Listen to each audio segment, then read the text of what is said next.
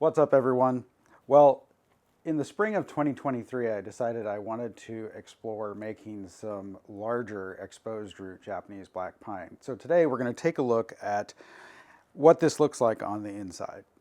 All right, well, the steps here basically are that I'm going to do the same thing I would do if these were sort of smaller, more regular size exposed root Japanese black pine. Because it's been 2 years and we've got some good roots going here, as you can see, as well as the knowledge that the roots all the way down at the bottom have actually not only populated the containers, but escape rooted out the bottoms of those containers. I know that I can probably expose the majority of this.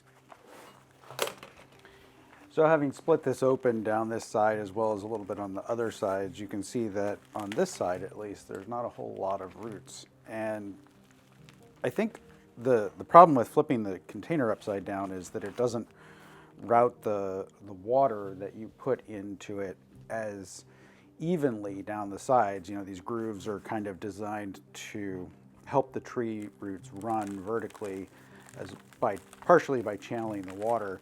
So it looks like maybe this was the side that was up or leaning slightly, and so there are a lot fewer roots on this side than there are on the other side. And obviously there's a fair amount of wood here because the tree is sort of holding itself up, even though it has a pretty decent size sacrifice branch on it. And whenever I'm cutting across like this, or even up and down, I'm trying to make sure that I don't accidentally cut through any of the roots that I've just spent 2 years growing. And that's why I kind of carefully peel the plastic back, making sure that there's a little bit of space between the plastic and the roots so that I can cut the plastic without cutting, hopefully, any roots. And now you can see on this side, obviously, the roots really took off and have created enough wood for me to work with here. I'm not too concerned about these little teeny roots that are coming out, so I'm going to continue and actually take off the rest of this auxiliary container. Now, the reason I've created such a large set of roots here is that the set of roots effectively becomes the trunk of your bonsai. So this is the trunk of my bonsai. So if you want a larger exposed root composition, you have to have longer, larger roots to work with. So I'm going to continue growing this on, but if I let these roots get any larger right now, I'll have trouble putting movement into them, just like I would have trouble putting movement into a larger trunk. So I think because this one's already in a larger container, I'm going to leave the root mass at the base intact and just start bending it. So some interesting things can happen. So you see how this is sort of like very thin from this direction, and then as I rotate it around here, it's kind of it's wide. So it's not round as a root mass or square. And so what I'm going to do is just kind of bend this down and twist it to start creating more interest in those roots. Now, because the roots are kind of well anchored down here in this container, don't think that this process is going to cause any real problems. I just need to figure out exactly how I'm going to anchor it.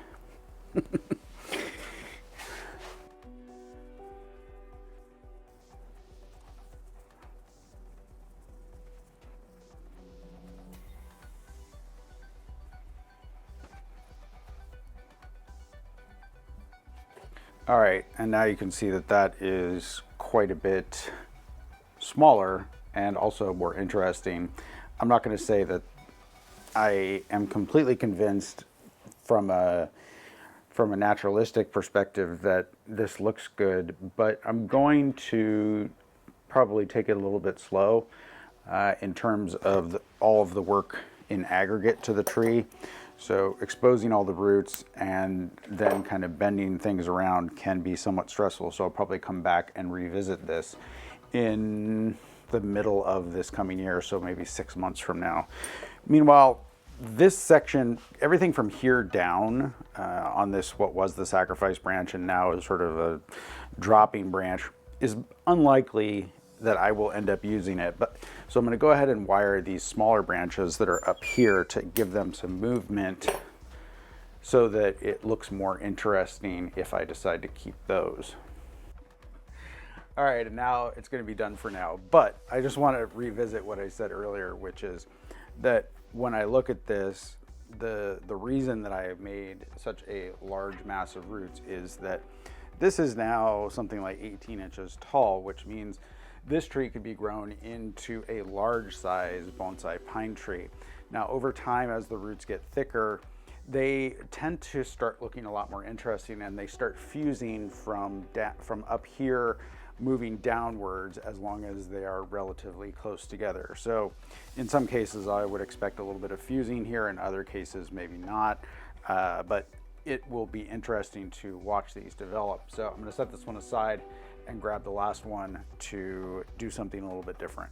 All right, so next victim.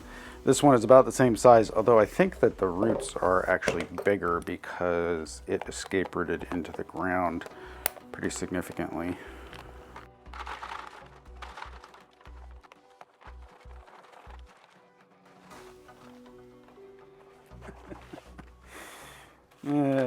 All right, well, obviously this one doesn't have as much wood in the roots as the last one, or it has more growth at the top, which sort of makes sense, but sort of doesn't. So, but the other thing is I'm going to go ahead and pull this out of the gallon container that it's in because I want to put it into a larger grow bag. All right, I've gone ahead and removed it from the container and kind of like combed things out a little bit. So one of my favorite substyles of exposed root is what I call upside down exposed root. So I'm going to try with this tree to do that and see what happens.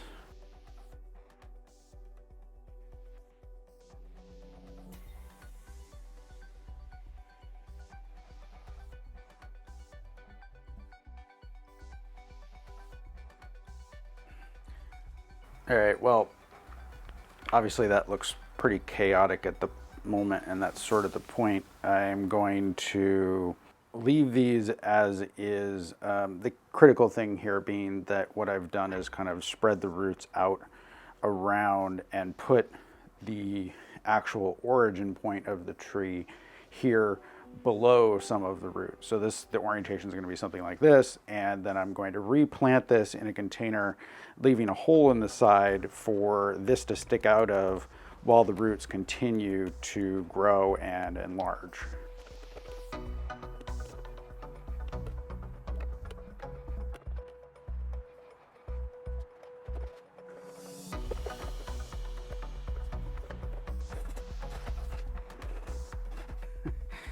All right, so this looks like some sort of bizarro contraption at this point, but I basically took the roots and reshaped them and then stuck them back into this slightly larger auxiliary container. And you can see that the roots are just barely peeking out the top here. So I'm going to put a little bit of sphagnum moss on the top to protect them from the sun, especially while they kind of harden off for the next year or so.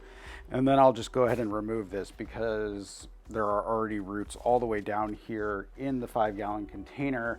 And I would expect after a year that those will have populated the 5-gallon container relatively well. So to put this in perspective with the other videos that you may have seen on this channel, this tree was grown in a gallon container as the auxiliary container. So the size of the container here is what sort of determines the size of the roots, and the size of the roots become the trunk of your tree. So 6-inch or gallon containers are about 6 inches across and maybe 8 inches deep, and you can see that this makes sense. Now in this case, I used a mix of inch size lava and nearly the same size pumice, and that created more movement in the roots. But it also created a little bit more problems, so I had to go in and kind of coax this root inward as well as wrap the roots around like this. And overall, I would say that straight out of the auxiliary containers, this one has a better characteristic, but it's harder to make large tubes of this like I did on the other one. So this is the container, just for contrast, that I used to create that one. So with the two of these sort of updated and the other one that I turned upside down, this is all I'm going to be doing for today.